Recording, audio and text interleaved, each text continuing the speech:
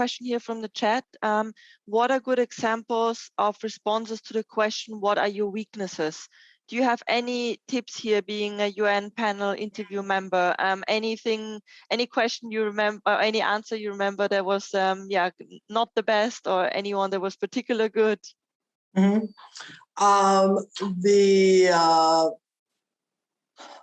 I'll tell you a story. They interviewed Sean Connery once, the famous actor. Some of you may be too young to know who Sean Connery is, but he was one of the most famous 007 characters and was very, very full of himself, very handsome, especially as an older man. And they had this like 3-page Vanity Fair interview with him.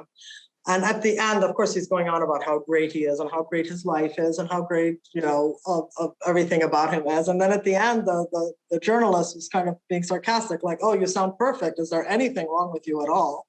And apparently he paused and paused and paused. And after like 5 minutes, he says, I guess I could be more organized. So he turned, what is his greatest flaw to, oh my God, I'm so perfect that, obviously that kind of conceited answer is not going to get you very far, but you can use a question.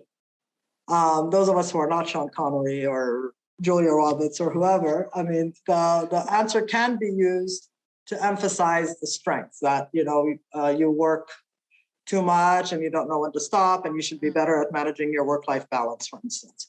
That you don't know how to delegate, you tend to take too much responsibility on yourself, and that you've been trying to train yourself to delegate to, if you're in a kind of managerial capacity, that you need to trust your team members and delegate to them and trust them to flex their own intellectual muscles. So there's always a way to find something that you can improve that shows that you are willing to grow and willing to become better. It doesn't necessarily have to be something where you're damning yourself or, deprecating yourself.